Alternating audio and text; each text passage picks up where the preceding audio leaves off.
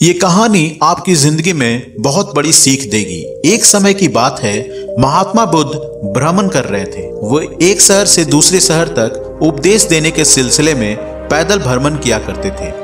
एक दिन वो पैदल चलते चलते काफी थक से गए थे। रास्ते में उनको एक आम का बगीचा दिखाई दिया और वहां पे वो विश्राम करने के लिए रुक गए। आम के पेड़ के नीचे छाया बहुत घनी थी और उन्होंने देखा कि आम के पेड़ के नीचे कुछ आम गिरे पड़े हैं।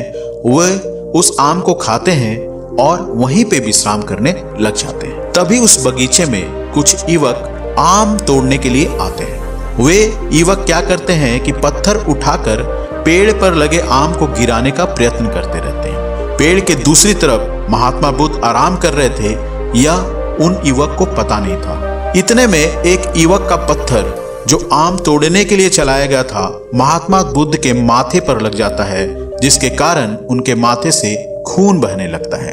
यह देखकर वह युवक बहुत डर जाता है और भयभीत हो जाता है कि उसके द्वारा चलाए गए पत्थर से किसी को चोट लग गई है और वह भगवान बुद्ध के पास जाता है और उनसे माफी मांगने लगता है। उसे माफी मांगते देख महात्मा बुद्ध के आंखों में आंसू आ जाता है। युवक सोचता है कि माथे में जो पीड़ा हो रही है, जो दर्द हो रहा है, उसके कारण उनके आंखों से आंसू आ रहा है। वह उनके चरणों में गिर जाता है और क्षमा याचना करने लगता है। वह युवक बोलता है कि हमसे भारी भूल हो गई, हमने आपको मारकर रुला दिया है। मेरे द्वारा जो पत्थर आपको लगा है उसके कारण आपको दर्द की अनुभूति हो रही है। ये लाइन बहुत ही इंपॉर्टेंट है।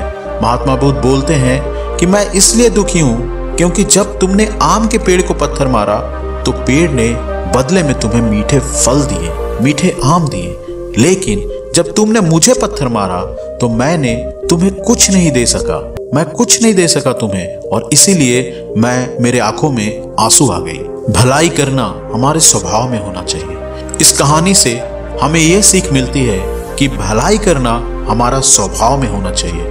भले वह बुराई के बदले में करना पड़े, लेकिन भलाई भलाई ही होता है। अगर हम दूसरों का भलाई करेंगे तो बदले में हमें भी भलाई मिलेगी और ये संसार सुखमय हो पाएगा अगर हम एक दूसरे का भलाई करें, एक दूसरे के दर्द को समझें और उसके दर्द को दूर करने का प्रयास करेंगे तो हम इस धरती को निश्चय ही स्वर्ग बना देंगे।